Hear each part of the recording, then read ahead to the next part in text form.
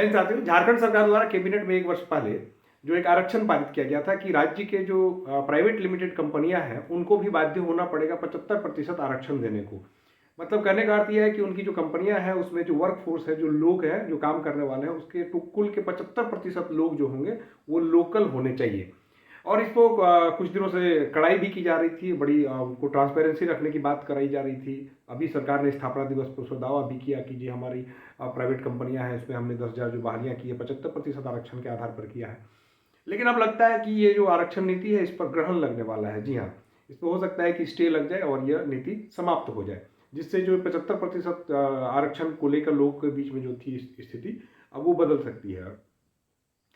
चूंकि हाईकोर्ट की एक टिप्पणी आई है, हाईकोर्ट ने कहा है कि अगर हम 75% आरक्षण के आधार पर अगर हम किसी प्रकार का डिस्क्रिमिनेशन करेंगे तो स्थिति बिगड़ेगी, क्योंकि प्राइवेट कंपनियां जो है वो पूर्ण रूप से जो है मेरिट को तवज्जो देती हैं। और अगर 75% बाध्यता के चक्कर में उन्हें मेरिट नहीं मिल पाता है, वैसे उस स्थिति में वो क्या करेंगी।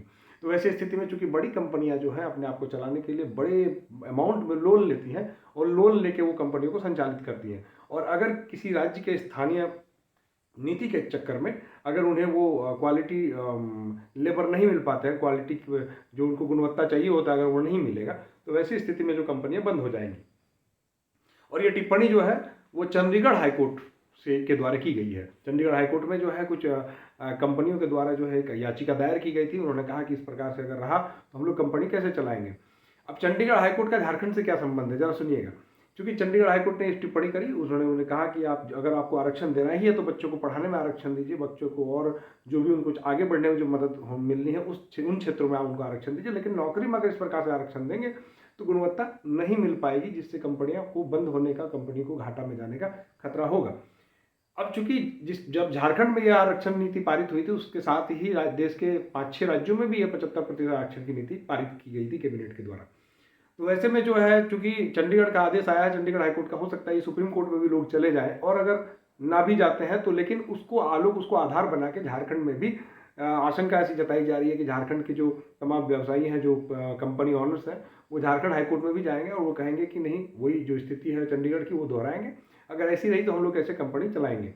तो उस सूरत में क्या हो सकता है कि झारखंड सरकार को भी मजबूरन कोर्ट को भी, झारखंड कोर्ट भी जो उसमें स्टे लगा सकती है, जिससे झारखंड की जो स्थानीय नीति है वो प्रभावित हो सकती है।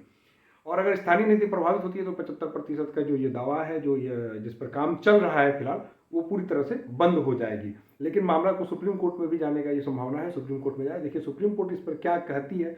हो सकता है कि सुप्रीम कोर्ट इस आलोक में रखती है कि नहीं, 50% से अधिक आरक्षण आप नहीं दे सकते हैं। इस आधार पर हो सकता है कि सुप्रीम कोर्ट जो है चंडीगढ़ का हाईकोर्ट के जो फैसले को है वो बरकरार रख सकती है। वैसे में झारखंड सहित देश के अन्य जिन राज्यों में ये 75% आरक्षण जो लागू किया गया है ये खारिज हो सकता है। तो इस प्रकार से स्थानीय नीति भी प्रभावित हो सकती है। आपको वीडियो कैसा लगा? अच्छा लगा तो कमेंट करें। अगर आप चैनल पर नए हैं तो चैनल को सब्सक्राइब कर दें। जय हिंद, धन्यवाद।